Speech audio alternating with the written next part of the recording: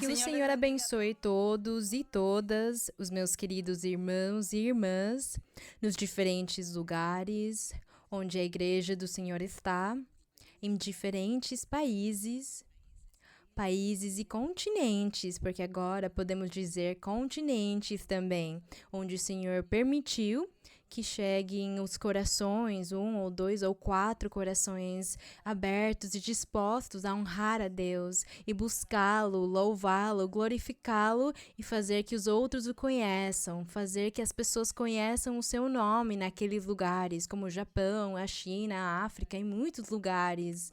Os irmãos das Filipinas, das ilhas, nas Ilhas Maurício, que eu sempre falo deles, esse grupo de irmãos sempre felizes, cantando ao Senhor, orando com muito entusiasmo, buscando a Deus nos seus corações. É muito lindo. É tão lindo buscar a Deus, é tão lindo ter encontrado o caminho de Deus e segui-lo. E estar aqui, nós, com esse privilégio de Deus ter olhado para nós no meio de tantos milhões de pessoas que há no mundo. O Senhor teve misericórdia e olhou para nós com olhos de amor e nos tem aqui perante a sua presença. Tem vocês também, os que estão lá pela primeira vez ou pessoas recentes assistindo, sejam todos bem-vindos. Podem se sentar, os irmãos que estão aqui junto comigo em Weston, sejam bem-vindos. Vocês podem se sentar, podem sentar nas suas cadeiras. E todos os irmãos, eu cumprimentei o outro dia os irmãos da Argentina, do Brasil, do Paraguai, do Uruguai, do Chile, da Patagônia.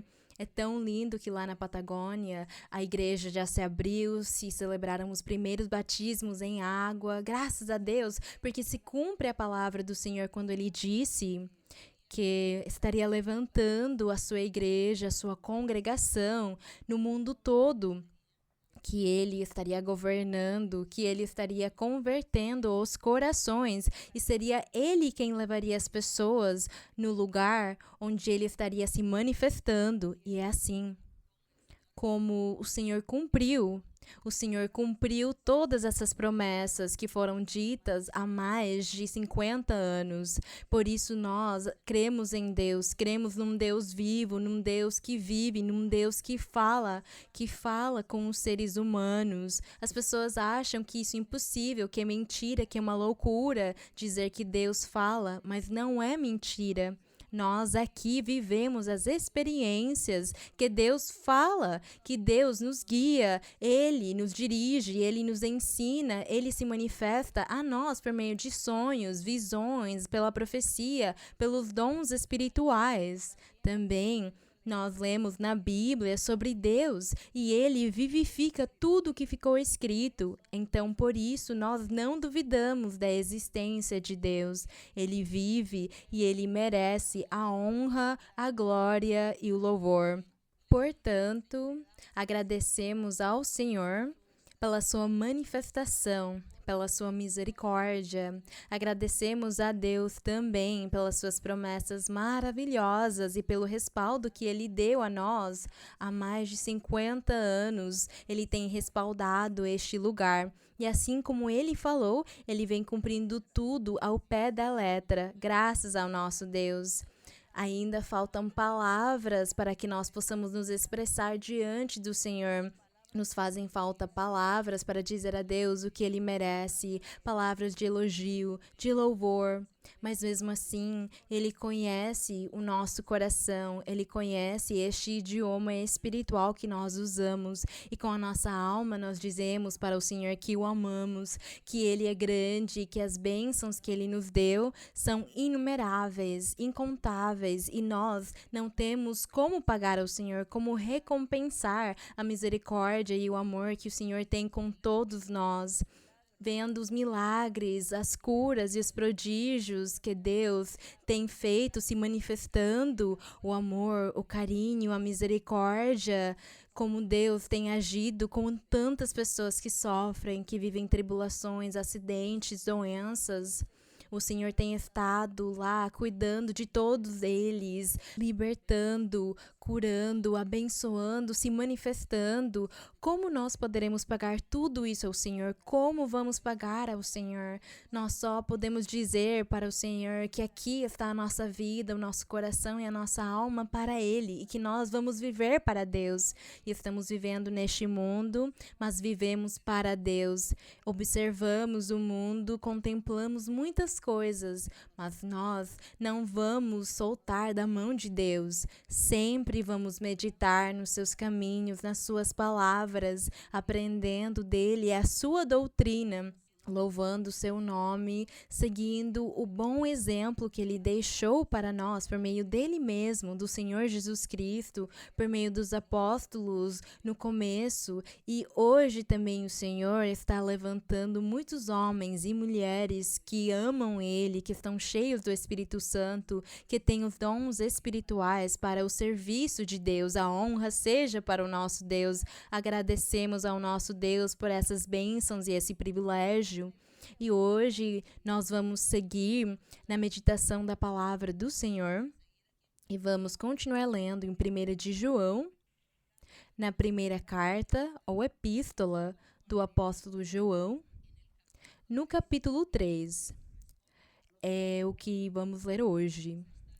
E nós vamos ler e meditar e analisar a palavra que o Senhor, faz muitos séculos atrás, deu aos seus apóstolos por meio do Espírito Santo. E hoje também esta mesma palavra serve para nós, porque o Espírito Santo, que é o mesmo, ele não muda. Ele tem estado ensinando aos nossos corações, à nossa vida, estes mesmos caminhos. Ele está aqui confirmando para nós que o que ele disse ontem, faz séculos atrás, ele diz hoje também e vai dizer amanhã, séculos após.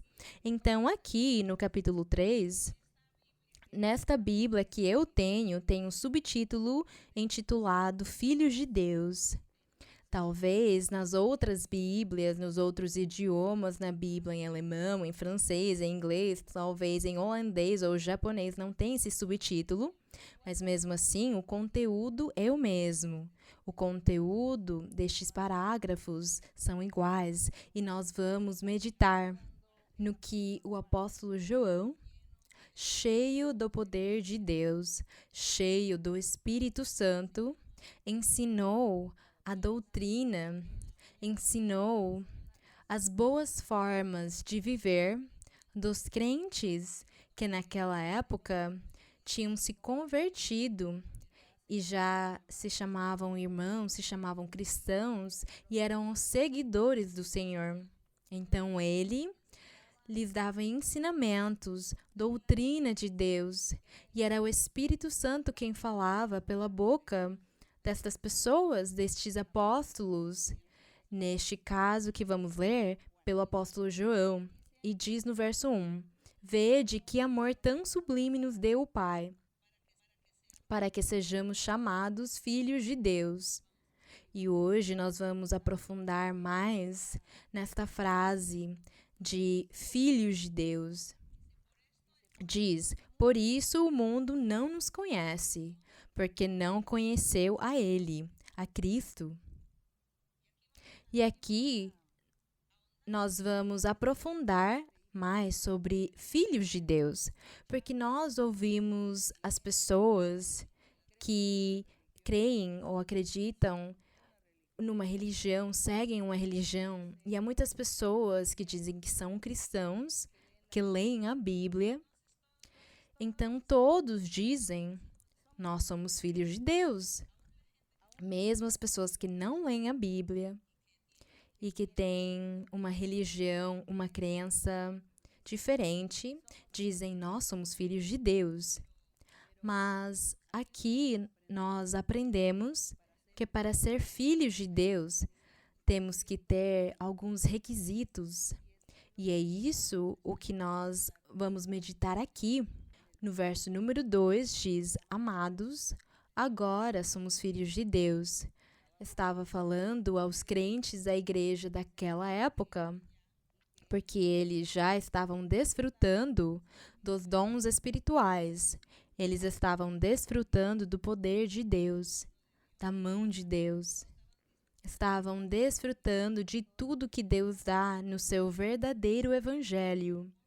E o apóstolo tinha visto já uma mudança na vida daquelas pessoas. Ele tinha visto uma mudança de vida. Ele viu que todos tinham renascido, que eles já tinham abandonado o pecado, que eles tinham deixado os velhos costumes, as más maneiras, os maus exemplos, e eles estavam vivendo uma vida santa e reta diante de Deus. E ele viu que eles estavam cumprindo os mandamentos. Por isso, ele disse para esse grupo, para essa igreja, que talvez ele estivesse presidindo, ele disse: nós somos filhos de Deus. Ele disse somos porque ele estava se incluindo, porque ele também tinha sentido uma mudança de vida nele. Ele tinha deixado o pecado, a maldade, e agora ele estava vivendo uma vida nova com Cristo Jesus. Por isso, ele se considerou filho de Deus. E aqui, no verso 2, eu vou ler novamente, diz: amados, agora somos filhos de Deus, e ainda não se manifestou o que haveremos de ser. Mas sabemos que quando o Senhor Jesus Cristo se manifestar, seremos semelhantes a Ele, porque o veremos tal como Ele é. O veremos, porque naquela época, e no momento que nós estamos vivendo agora, estamos vendo ao Senhor por meio de sentir o Espírito de Deus no nosso coração, na nossa vida, por meio dos milagres e o que Ele faz conosco. Mas nós não podemos ver fisicamente. Mas a promessa maravilhosa que Ele deixou para nós é que um dia o veremos face a face. Então é essa a nossa esperança, e essa era a esperança de João e dos crentes. E no verso número 3 diz: e todo aquele que tem essa esperança nele, em Cristo, purifica a si mesmo, assim como ele é puro. O 4. Todo aquele que comete pecado também infringe a lei, pois o pecado é infração da lei. Aqui o apóstolo começou a revisitar o assunto dos filhos de Deus e a diferenciar os filhos de Deus dos que não são filhos de Deus, porque nem todos eram filhos de Deus. E mesmo que as pessoas dizem: é que eu leio a Bíblia e eu pratico uma religião, então eu sou crente, eu sou filho de Deus. E há outras pessoas que dizem é que nós somos filhos de Deus porque Ele nos criou. Ele nos criou. Mas aqui diz que os filhos de Deus são aqueles que se afastaram do pecado, aqueles que já vivem em santidade, os que estão no processo da perfeição. É isso que diz no verso 4. Que aquele que comete pecado infringe a lei, pois o pecado é infração da lei do Senhor. E sabeis que ele se manifestou para tirar nossos pecados, e não há pecado nele. No Senhor não houve pecado, não há pecado. E diz que ele apareceu no mundo para tirar os nossos pecados. Então o apóstolo começou aqui a explicar que antes de conhecermos ao Senhor, antes de nos converter ao Senhor, de aceitá-lo, de aceitar e nos comprometer a seguir o caminho que conduz a Deus, nós vivíamos no pecado. Nós estávamos fazendo todo tipo de maldades. E uma vez que aceitamos e acreditamos, uma vez que o Espírito Santo veio até nós e nos ungiu e nos batizou, veio morar no nosso coração, ele começou a transformar as nossas vidas, a transformar o nosso coração, a nossa mente e a nos afastar de tudo o que era mal e errado que nós estávamos fazendo. Então, aqui se cumpre o verso que ele se manifestou para tirar os nossos pecados. E no verso 6, todo aquele que permanece nele não continuará pecando. É tão simples que nós lemos este verso aqui e parece simples. Todo aquele que permanece em Cristo não continuará pecando. Será que é todas as pessoas, porque eu ouço muitas pessoas dizerem de muitas denominações que se chamam de cristãs, e muitos deles dizem que leem a Bíblia, e há muitos que dizem eu creio em Cristo, outros dizem eu creio em Deus. E esse fato faz eles acreditarem que estão com Deus, que permanecem com Deus, ou eles mesmos pensam que são filhos de Deus. E aqui, quando no verso 6 diz que todo aquele homem ou mulher que permanece em Cristo não continuará pecando. O que significa permanecer em Cristo? O que seria permanecer em Cristo? O que permanece em Cristo é a pessoa que decide seguir o caminho que Deus está mostrando para ela, ou que o Espírito Santo está mostrando, está guiando até esse caminho, dizendo: crê em mim, lê a Bíblia, vem neste lugar se congregar, me busca, você precisa aprender a orar, você precisa orar. É isso que o Espírito Santo disse para uma pessoa que vem pela primeira vez, quando ela recebe a profecia na nossa igreja e o Senhor fala com ela, o Espírito Santo começa a orientá-la e lhe dar conselhos, lhe dizer: crê, aprende a orar, me segue, porque eu vou te ensinar. Eu tirarei tudo de ruim que há em ti, eu mudarei o teu coração, transformarei a tua mente. Tirarei esses maus pensamentos, tirarei essas más ações que estás fazendo. Farei de ti um homem novo, uma mulher nova, e tu me servirás e andarás junto comigo, e eu estarei contigo. Todas essas promessas são as que o Espírito Santo diz a um homem ou uma mulher que vem pela primeira vez e eles têm essa experiência com Deus de receberem a palavra do Senhor. Às vezes, eles recebem por meio do dom da profecia, e em outros casos, o Senhor, por meio de sonhos, ele fala com as pessoas também, ensina elas e as convida a virem aqui se congregarem.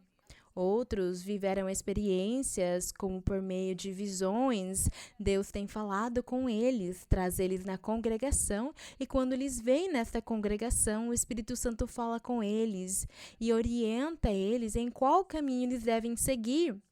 E aí, então, a pessoa que decide e quem segue, quem quer e segue o caminho do Senhor, começa a experimentar uma mudança de vida, começa a ver que já vai saindo dela essa vontade que ela tinha de fazer determinadas coisas ruins que ela praticava na sua vida. Ela não quer mais fazer isso.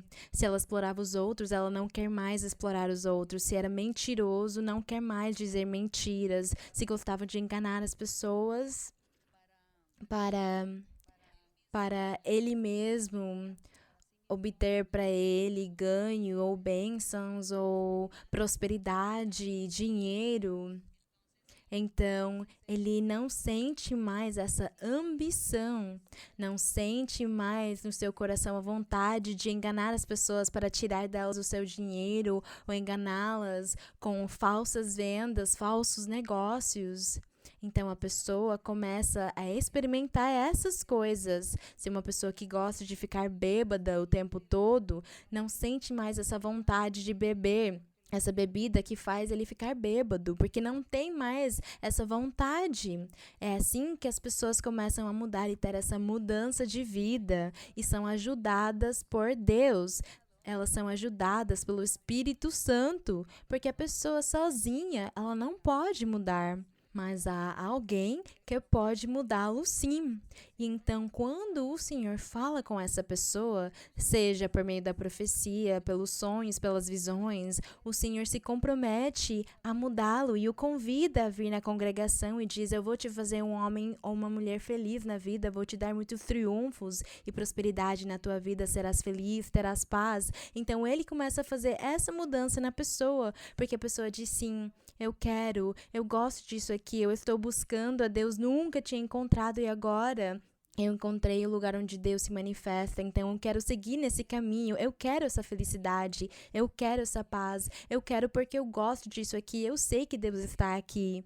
E aí, então, Deus começa a ajudar essa pessoa, ajuda eles e eles começam a mudar, eles começam a ter essa mudança de vida. E aí, então, essas pessoas se afastam do pecado e começam a viver uma vida com Deus.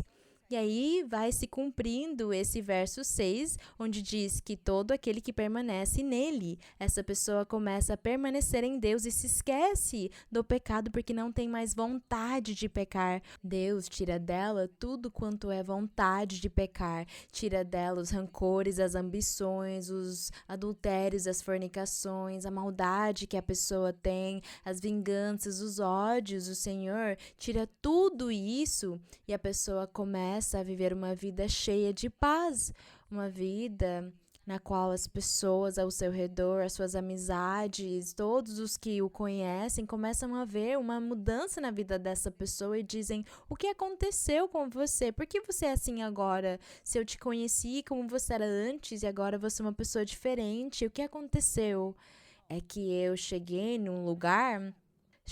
numa igreja onde Deus se manifesta e Deus falou comigo, me fez promessas, é Ele quem tem me mudado, Ele me mudou e continua me mudando, bendito seja o Senhor. Então a pessoa vive isso e aí se cumpre o verso 6. Todo aquele que permanece no Senhor não continuará pecando, porque o Senhor tira dela isso, tira dela a vontade de pecar. E diz aqui que todo aquele que continua pecando é porque não viu o Senhor, nem o conheceu, não viu a mão de Deus, a manifestação de Deus, mesmo dizendo que eles leem a Bíblia. Mas se eles não conheceram a manifestação de Deus ainda, não sentiram a presença do Espírito Santo nas suas vidas, nos seus corações, eles não podem mudar. Nem podem dizer que são filhos de Deus porque eles não têm mudado, porque eles não conseguem, eles continuam pecando. Então, diz aqui que quem continua pecando é porque não conheceu nem experimentou, eu vou dizer de novo, a presença de Deus na sua vida. E no verso número 7 diz: filhinhos, ninguém vos engane, aquele que pratica a justiça ou aquele que tem se afastado do pecado é justo, como Cristo é justo. Aquele que pratica o pecado é do diabo. Diz aqui que quem pratica o pecado é do diabo. E há pessoas que com certeza vão numa congregação, leem a Bíblia, cantam, e com certeza participam da oração, mas continuam praticando o pecado.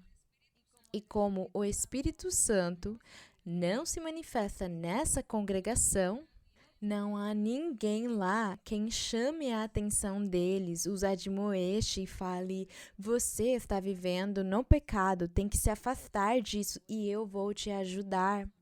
É por isso que a pessoa continua pecando.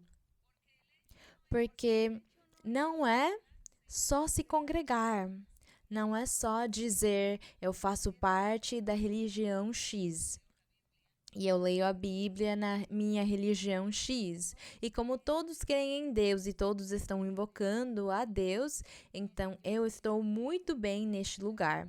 Mas, como o Espírito Santo não se manifesta lá, Deus não se manifesta lá, ele não fala com eles, não há dons, eles só leem a Bíblia e cantam e nada mais.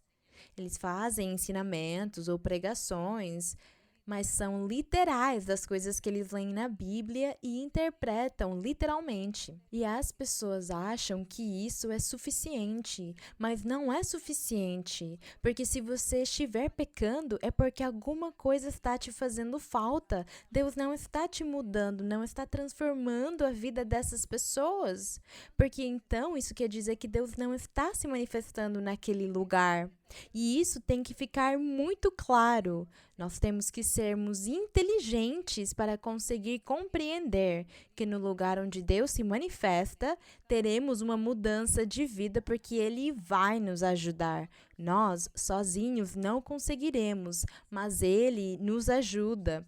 Então, se você estiver se congregando no lugar onde eles leem a Bíblia, mas você continuar pecando, então duvide e pense, será que eu estou no lugar certo ou estou no lugar errado? Porque Deus aqui não está me mudando. Eu continuo no mesmo pecado de sempre. Eu persisto neste pecado. Então, isso quer dizer que Deus não está aqui, nem está me limpando, nem está me admoestando, nem está me ensinando.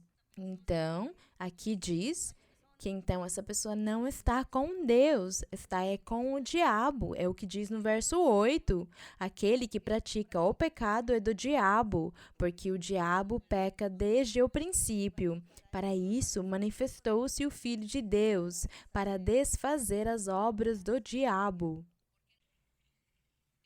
Porque nós estamos buscando uma salvação, ou até melhor, nós temos a esperança, estamos correndo atrás de uma salvação que Deus nos prometeu, e nós estamos aqui com essa esperança de um dia estarmos face a face com Deus, que um dia nós vamos desfrutar na eternidade com Ele. É essa a nossa esperança. É essa carreira que nós estamos levando, o caminho que nós estamos andando. Portanto, nós continuamos aprendendo e meditando. E é claro, este ensinamento é mais para as pessoas recentes ainda, as pessoas que pela primeira vez estão assistindo, para que possam aprender. Nós não estamos julgando as pessoas, estamos as ensinando para que elas possam diferenciar uma coisa da outra e possam ver o verdadeiro sentido do que significa seguir a Deus, viver com Deus, estar com Deus, não pecar, o que é ser filho de Deus e o que é estar numa congregação e continuar praticando o pecado, porque aí então nós estamos perdendo tempo, porque aí eu não estaria com Deus, eu estaria com o diabo. Então, nós estamos aprendendo aqui isso. E aqui no verso 9 diz: todo aquele que é nascido de Deus. Isso é quando Deus fala com a pessoa e essa pessoa aceita, abre o seu coração e diz: sim, Senhor, eu te seguirei. Me ajuda a mudar, me ajuda a tirar de mim todas essas fraquezas da minha carne. Tira tudo isso de mim, porque eu quero te agradar, eu quero te servir, eu quero ganhar a vida eterna. Aí então o Senhor diz: sim, eu te ajudarei e nascerás novamente, porque eu te limparei e tirarei todo esse pecado. E daqui em diante não praticarás mais esse pecado, porque estarás nascendo novamente, serás um novo homem, uma nova mulher. Então, quando Deus faz essa obra, esse milagre em nós, nós podemos dizer que temos nascido novamente e, portanto, não estamos praticando o pecado. Então, no verso 9 diz: todo aquele que é nascido de Deus não pratica o pecado, porque a semente de Deus, que é Cristo Jesus, permanece neste homem ou nesta mulher. E não pode pecar. Esse homem, essa mulher não podem pecar, porque nasceram de Deus. Glória a Deus, porque Deus tem feito esse milagre nessas vidas, nesses corações, e Ele tirou deles a vontade de pecar. As pessoas dizem que é difícil demais, mas não é difícil. Somente é preciso dispor o coração, abrir o coração, crer, aceitar e desejar agradar a Deus. desejar ter a vida eterna. É isso o que é preciso. O restante, o nosso Deus é quem faz. Ele faz todo esse trabalho na nossa vida. Nós somente temos que reconhecer que somos pecadores, reconhecer que eu faço isso, e se fosse possível, fazer uma lista dos pecados que nós cometemos perante Deus e dizer: Senhor, eu realmente sou um enganador, sou um mentiroso, ou enganador, ou eu sou um sequestrador, um estuprador, um ladrão. Se você faz uma lista e diz: Senhor, eu quero nascer novamente, então Deus começará a tirar isso de você e essa pessoa vai mudar, porque Deus é quem faz ele mudar. E aí começa a mudar, e quando mudou totalmente, então aí podemos dizer que nasceu de novo. A pessoa vai poder dizer: eu sou uma pessoa nova, eu me considero uma nova mulher, um novo homem, eu sou novo. Eu nasci novamente porque Deus me mudou. E então diz aqui que Deus vai permanecer com essa pessoa e a pessoa permanece com Deus. Bendito seja o Senhor. E diz aqui que não pode mais pecar porque é nascido de Deus. Por que não pode mais pecar? Porque Deus tirou a vontade de pecar. Então não pode mais pecar porque a pessoa não quer mais fazer isso, não quer mais roubar, não quer mais maltratar os outros, nem xingar os outros, nem magoar os outros, porque não tem mais essa vontade, essa tendência na sua alma. Então agora na sua alma há misericórdia, amor, carinho, respeito, valores. É isso que tem dentro dessa pessoa que nasceu de novo, porque Deus fez ela nascer de novo. Então, no verso número 10 diz: nisso manifestam-se os filhos de Deus. Nisso, em que eles nasceram de Deus, em que eles permanecem em Deus, em que eles não podem mais pecar. Nisso manifestam-se os filhos de Deus e os filhos do diabo. É muito triste ter que falar esta frase tão forte. É uma frase muito forte de se usar, os filhos do diabo. A pessoa, o homem ou mulher que vive todos os dias da sua vida num pecado constante. É muito triste que a Bíblia o chame de filhos do diabo. É muito triste.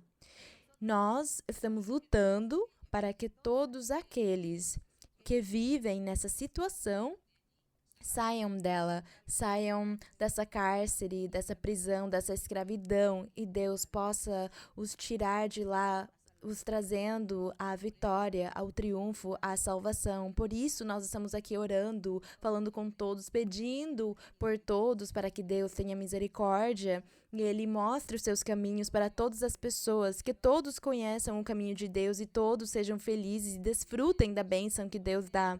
É esse o nosso trabalho que nós temos, é esse o trabalho que Deus deu para todos nós.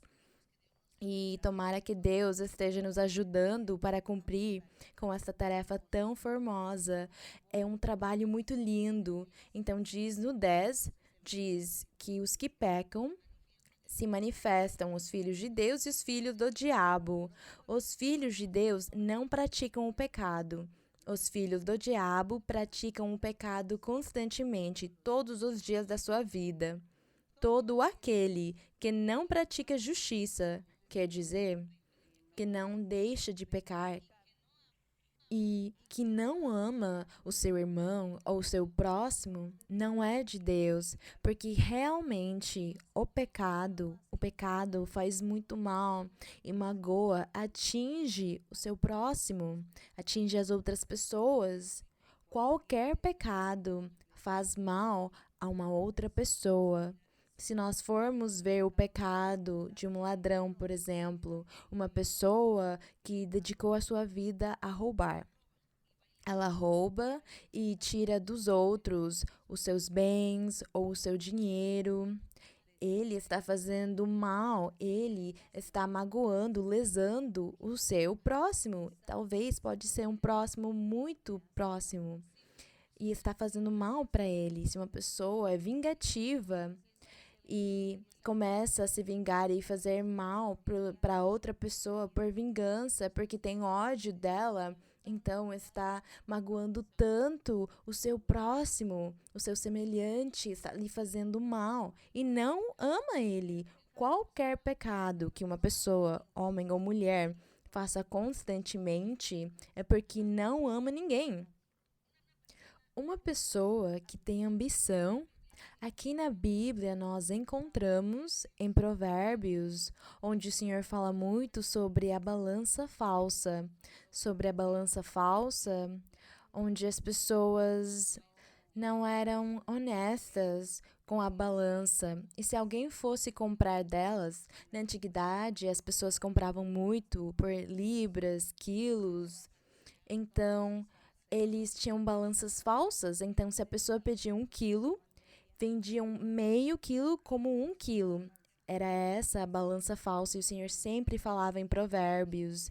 E com os produtos também, eles vendiam produtos podres, produtos que já tinham passado da data de vencimento, e eles faziam parecer como se fossem bons produtos, enganando dessa forma os seus clientes. Então isso também é avareza, ambição, talvez das pessoas que fazem essas coisas. Elas são ambiciosas, elas são avaras, elas gostam do material, têm a ambição do dinheiro e querem tirar dos outros de alguma forma, querem roubar o dinheiro dos outros. Então, esse pecado de avareza, esse pecado de ambição, ele prejudica o próximo. Muitos próximos, na verdade, os clientes, prejudicando o seu próximo, muitos dos seus próximos, fazendo mal para eles, lhes lesando. Então, se você faz isso, significa que você não ama o seu próximo. Então, aqui entendemos o porquê no verso 10, quando diz: todo aquele, homem ou mulher, que não pratica justiça, que não é justo, mas que fica pecando o tempo todo, diz aqui que não ama seu irmão. Não ama. E eu diria, não ama o seu semelhante, não ama o seu próximo. Então, como não ama eles, essa pessoa não é de Deus, porque quem é de Deus ama todas as pessoas. Nós não queremos o mal para os outros. Eu sou feliz se você é feliz. Eu fico feliz com a sua alegria. E se você recebeu bênçãos e você conta para mim: Deus me deu tantas bênçãos, eu fico feliz e eu te parabenizo porque Deus te deu tantas bênçãos. Isso é amar o seu semelhante, amar o seu próximo e desejar para eles o melhor. Então, qualquer pecado que é feito demonstra que você não ama nem o seu próximo, nem ao seu semelhante. E essa pessoa não poderá então dizer que é filho de Deus. Não pode dizer que é filho de Deus, porque precisa mudar. Precisa se arrepender. Precisa pedir para Deus o ajudar a mudar, porque com certeza pode até estar na congregação, mas está fingindo. Provavelmente canta, ora, lê a Bíblia, mas não quer mudar. Ou vive no mundo. E vive no mundo e diz: não, mas é que na religião que eu professo, eu estou bem. Lá na minha religião que eu professo, eu estou bem. Eu sou crente, cristão, eu sou filho de Deus. Mas então você peca constantemente. Então não ama, não tem a Deus. Que triste, então, que precisa se dizer que você tem é o diabo. É isso que diz aqui. É essa a diferença dos filhos de Deus aos filhos do diabo. E isso é muito triste. Nós temos que lutar e nos esforçar para ensinar as pessoas e orar também pelas pessoas. O nosso dever é orar por todas as pessoas que estão andando ou vivendo nessas trevas, no desconhecimento desta verdade, e que são pessoas que na hora da verdade elas não são felizes, elas não têm paz, porque elas não vivem com Deus, porque elas não estão com Deus. Então a situação dessas pessoas é muito triste. o dever que nós temos é falar para as pessoas de Deus, convidá-los a conhecerem a Deus e viverem a vida que nós estamos vivendo no Senhor. Graças ao nosso Deus, nós somos felizes e temos paz com Deus. E aqui no verso 11 diz: porque esta é a mensagem que ouvistes desde o princípio, que nos amemos uns aos outros. Então, o grande erro é pensar que amar uns aos outros é falar palavras carinhosas para as pessoas. Meu lindo, meu bem, meu amor, minha flor. Em português há tantas palavras de carinho, não sei se em outros idiomas também tem. Ai, eu te amo, eu gosto de você, abraços e beijos. E as pessoas achavam que é isso o que significava amar uns aos outros. Mas isso não é amar. Amar uns aos outros é deixar de pecar. Quando você deixar de pecar, você precisa pensar, ok, eu estou aqui na minha casa, eu não saio, eu não falo com ninguém, mal converso com as pessoas, eu não faço mal para ninguém. Mas eu sinto inveja contra o meu vizinho, eu sinto inveja da minha vizinha, eu sinto uma inveja porque eu não posso ver ela ter alguma coisa, ela ter feito um jardim na casa dela, ela ter comprado um móvel, porque eu preciso ver de que forma eu vou lá acusar ela contra as autoridades, dizer que ela está infringindo a lei porque é proibido ela colocar essa decoração fora de casa. Então, isso aí é inveja. E você pensa, tá, eu não falo com ninguém, eu não faço mal pra ninguém porque eu estou aqui sozinho, mas você sente inveja contra o seu vizinho. Você mal pode ver ele que já pensa em como acusar ele. E você não cumprimenta a pessoa. Então, é isso que nós temos que analisar. Vamos analisar que há pecados que estão aqui, ocultos, escondidos na nossa alma e as pessoas não percebem que elas estão pecando, que elas estão fazendo uma falta diante de Deus, achando que elas vivem bem a sua vida. Mas aí elas pensam, por que é que eu oro e Deus não me responde, Deus não me ajuda, Ele me deixou sozinha? E você então começa a buscar outras religiões. E aí você pensa o mesmo, que Deus não está te ouvindo e você tenta resolver os seus problemas da sua própria forma. Mas se você parar para pensar na sua vida, refletir e analisar na sua vida, você vai perceber ou vai descobrir e temos muitos erros, muitas fraquezas e estamos pecando e fazendo muitas coisas na nossa alma, na nossa vida, que ofende os outros, faz mal aos outros e eu também acabo me fazendo mal, porque eu deixo de ter comunhão com Deus por ficar me distraindo nesse erro, nessa minha fraqueza. E aí o Senhor se afasta de mim e as minhas orações não serão ouvidas. Então eu preciso lutar para realmente ser uma filha de Deus, um filho de Deus. Nós temos que lutar para chegar nisso e nós temos que nos analisar. Analisar se nós sentimos ciúmes, inveja de alguém. Isso é um pecado. As pessoas dizem que existem pecados pequenininhos e pecados grandes. E as pessoas pensam, se eu sentir inveja, ciúmes de alguém, esse pecado não é tão grande quanto do adultério. O adultério é um pecado grave. Ou matar alguém, fazer um homicídio, isso aí é um pecado grave, sim. Mas o meu pecado é só sentir inveja, ciúmes de alguém. Mas os dois são iguais. Os dois têm a mesma dimensão e chamam pecados. Deus não mede se é um pecado grande ou pequeno. É um pecado da mesma forma. Porque se você matou alguém, então você vai ser castigado, você vai ser preso, enfim, as autoridades julgarão e você será castigado. Mas a pessoa que tem inveja e ciúmes constantemente está pecando, a sua fraqueza é constante e Deus se afasta de você e Deus não ouve a sua oração e você está se fazendo mal. E ao mesmo tempo está sendo hipócrita com a outra pessoa. E Deus não gosta disso. Então você vai viver atado nessa fraqueza, nesse erro, nesse pecado. Então não vamos dizer que há pecados grandes ou pequenos, todos são iguais, todos prejudicam, fazem mal e lesam os outros, o seu próximo. Então, na nossa análise, nós vamos descobrir o que somos e vamos pedir para Deus nos ajudar a mudar. O Senhor vai nos ajudar a mudar, Ele vai nos ajudar a tirar tudo isso de nós para que nós possamos verdadeiramente ser filhos de Deus. E no verso 11 diz,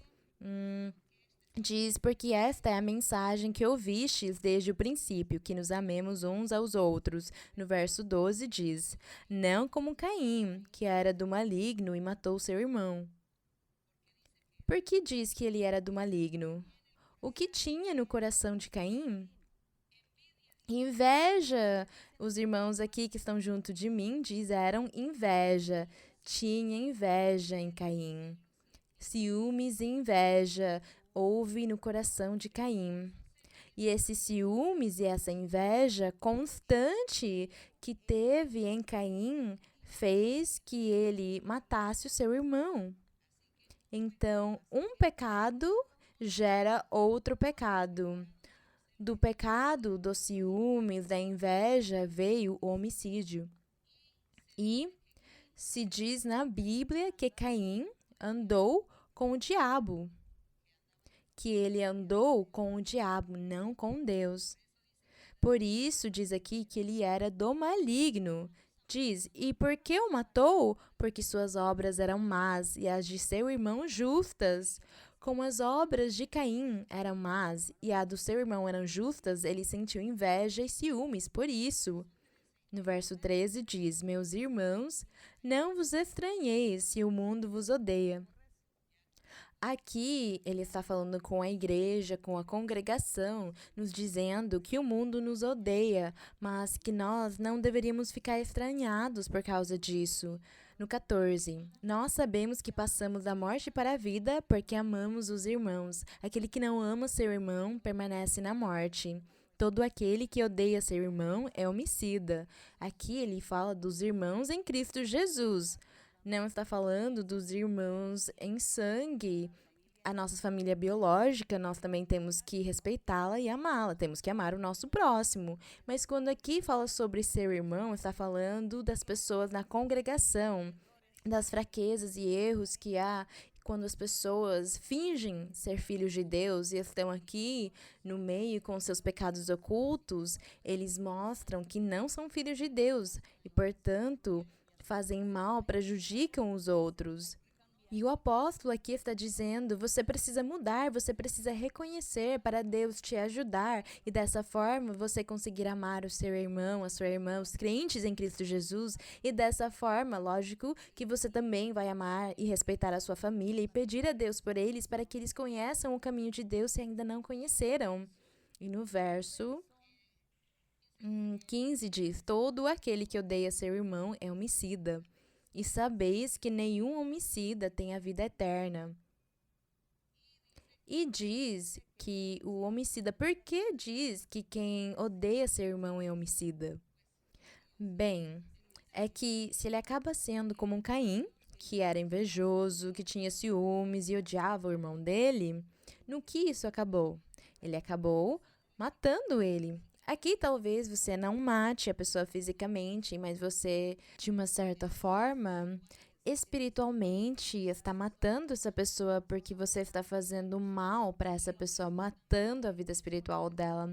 E se essa pessoa também estiver vivendo uma vida bagunçada, desorganizada, ela está matando a sua própria vida espiritual porque ela está vivendo na carne, no pecado, e Deus se afasta dessa pessoa. E essa pessoa está se enganando, achando que porque ela se congrega numa religião X, em qualquer religião, ela acha que está muito bem, porém, ela está prestes a perder a sua vida eterna. Então, por isso, diz aqui que é homicida, porque mata a alma, mata a vida espiritual dessa pessoa. E no verso 16 diz, nisso temos conhecido o amor, que Cristo deu sua vida por nós, Portanto, também nós devemos dar nossa vida pelos irmãos. O apóstolo aqui quis dizer que naquela época eles eram perseguidos por pregarem o evangelho do Senhor e chamavam as pessoas para testificar falsamente contra os outros para que eles fossem condenados a morrerem apedrejados. Então, aqui o apóstolo está dizendo: vocês precisam dar a vida pelos outros, quer dizer, testifiquem bem, digam, ele é um homem ou uma mulher de Deus que pregou as coisas de Deus e Deus tem se manifestado, então eu dou a minha vida por essa pessoa. Então, é isso o que aconteceu no começo, quando começou o evangelho do Senhor a ser pregado. Hoje não vemos mais esse fenômeno, não vemos mais que as igrejas sejam perseguidas, os governos não perseguem mais as igrejas, há uma liberdade maior graças ao Senhor, mas temos um outro tipo de perseguição por parte do inimigo, ele nos persegue de uma outra forma. Então, nós temos que estar atentos, vendo de que forma o inimigo está nos perseguindo para que nós também possamos enfrentar isso e seguir em frente no caminho do Senhor sem soltar a mão de Deus, mas sempre cuidando de sermos filhos de Deus. E no verso 17 diz: mas aquele que tem bens deste mundo e vê seu irmão passar necessidade e fecha-lhe o coração, como pode morar o amor de Deus nele? Falando sobre a generosidade, sobre ajudar, ter misericórdia e ajudar quem mais precisa. No verso 18, meus filhinhos, não amemos de palavra nem de língua, mas de fato e de verdade. De palavra e de língua seria palavrinhas, dizendo muitas coisas lindas, bonitas, palavras de carinho, mas isso não é amar. É mostrar de fato, vivendo em santidade, vivendo uma vida sem pecado, no verso 19. E nisso conhecemos que somos a verdade, do caminho de Deus, e asseguraremos nossos corações diante dele. Pois, se nosso coração nos acusa em algo maior, que nosso coração é Deus e Ele conhece todas as coisas. Aqui ele fala sobre a consciência. Ele diz que ela nos repreende, a consciência está no nosso coração e diz que ela nos repreende das ações erradas que façamos. E se a nossa consciência nos repreende, então como o nosso Deus não vai nos repreender, como Ele não vai nos ensinar e ao mesmo tempo como Ele não vai nos ajudar para que façamos as coisas da forma certa quando nós abrimos o coração para agradá-lo e fazer o que é reto e justo.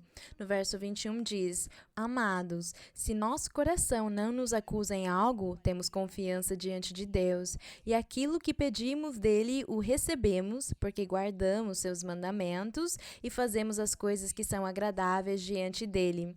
O apóstolo considerava que eles já estavam guardando ou cumprindo os mandamentos de Deus, que é não pecar. São esses os mandamentos do Senhor: não pecar, mas fazer o bem, andar na retidão, ter qualidades, ter virtudes, ter valores morais, e dessa forma o Senhor vai se agradar de nós. São esses os seus mandamentos. E no verso 23 diz: e este é seu mandamento, que creiamos em nome de seu Filho, Jesus Cristo, e nos amemos uns aos outros. E eu diria, deixemos de pecar como nos foi ordenado pelo Senhor, para que todos possamos viver em paz, agradando ao nosso Deus, porque todos vamos habitar em harmonia, servindo a Deus e louvando o seu nome.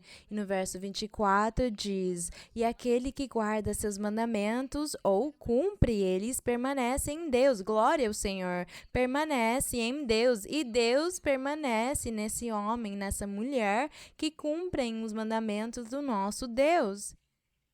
E nisso conhecemos que ele permanece em nós. Por quê? Diz aqui: pelo Espírito que nos foi dado. Glória a Deus! Então, eu gostaria que vocês leiam este verso 24 para que fique guardado nos seus corações. Diz: e aquele que guarda seus mandamentos permanece em Deus e Deus nele. E nisso conhecemos que ele permanece em nós, pelo Espírito que nos foi dado. Glória ao nosso Deus! A honra e a glória sejam para o nosso Deus.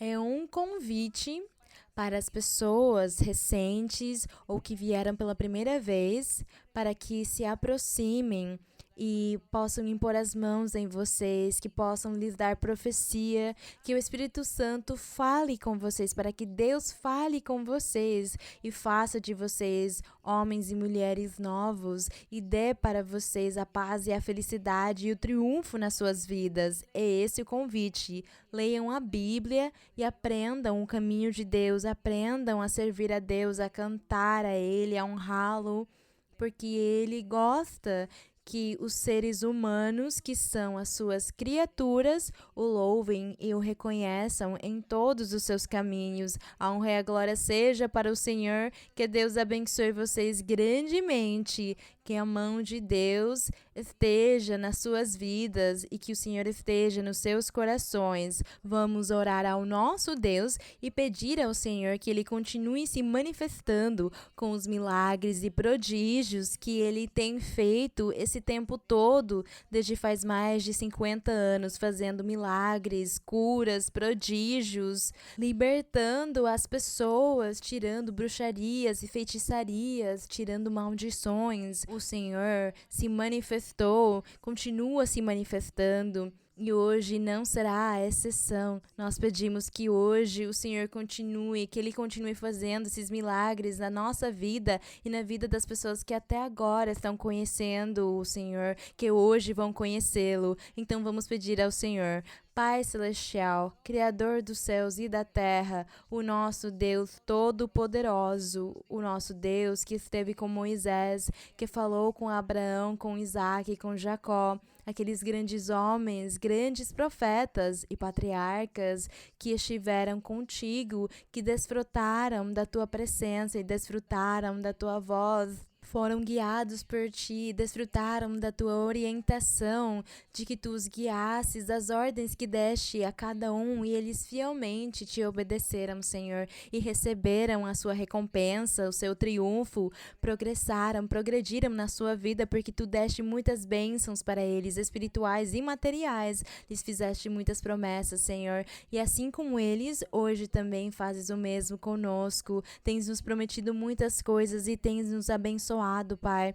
Assim estamos diante da tua presença neste momento para te agradecer, Senhor, para te dar a honra, a glória e o louvor, porque tu mereces, meu Senhor. E estamos aqui, Senhor, para te dizer que tenhas misericórdia de todos, tem misericórdia das pessoas recentes, das pessoas que vieram pela primeira vez, tem misericórdia daqueles que ainda não conseguiram ouvir a tua palavra, nem tiveram experiências contigo, nem ouviram a mensagem do Espírito Santo. Misericórdia para todos, o meu Senhor. O teu amor é tão grande, a tua misericórdia é para sempre, as tuas promessas são fiéis e verdadeiras, Senhor.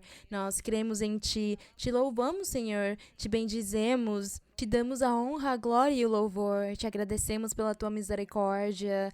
Obrigada, Pai Santo, e no nome do teu Filho, Jesus Cristo de Nazaré, te peço neste momento que estendas a tua mão poderosa sobre todas as pessoas que estão doentes. Senhor, há diversas doenças e muitos estão doentes de todas as idades. Portanto, Senhor, estende a tua mão, porque tu és o médico divino também, que pode curar e libertar e fazer milagres e sinais entre todos. Eu sei que há muitas pessoas te pedindo para que os cures, os libertes, aqueles que padecem de doenças incuráveis, estão clamando diante de ti, Senhor. Ouve cada um deles pela tua misericórdia, pelo teu amor, pelas promessas que tens feito a todos, onde dizeste que curarás e libertarás e limparás. Eles esperam em ti, confiam em ti. Senhor, liberta também todos os que estão sendo cativos e presos do inimigo por meio de espíritos imundos, bruxarias, feitiçarias. Liberta cada um e quebra essas correntes, tira as maldições, destrói a obra do maligno, tira a inveja do diabo contra todos nós, nos guarda e nos protege, Pai Santo. Os louvores sejam para ti, a honra seja para ti, a glória é para o teu nome. Te agradecemos pela tua misericórdia, pelo teu amor. Obrigada pela tua palavra. No nome de Jesus Cristo de Nazaré, no nome do Senhor, estaremos cantando o coro 166. Deus é o nosso amparo e a nossa fortaleza. Dios es nuestro amparo, nuestra fortaleza, nuestro pronto auxilio en la tribulación. Aunque se traspasen los montes a la mar, aunque la tierra tiemble, tenemos que cantar. Aunque la tierra tiemble, tenemos que cantar. Dios es nuestro amparo, nuestra fortaleza, nuestro pronto auxilio en la tribulación. Aunque se traspasen los montes a la mar, aunque la tierra tiemble, tenemos que cantar. Aunque la tierra tiemble, tenemos que cantar. Glória ao meu Senhor. Os louvores sejam para o nosso Deus. Muito obrigados, meus queridos irmãos e irmãs e todas as pessoas que hoje estão conosco. Deus abençoe vocês grandemente. Eu mando um abraço muito forte para todos e muitos beijos para as crianças também. Obrigada, Deus abençoe e até mais.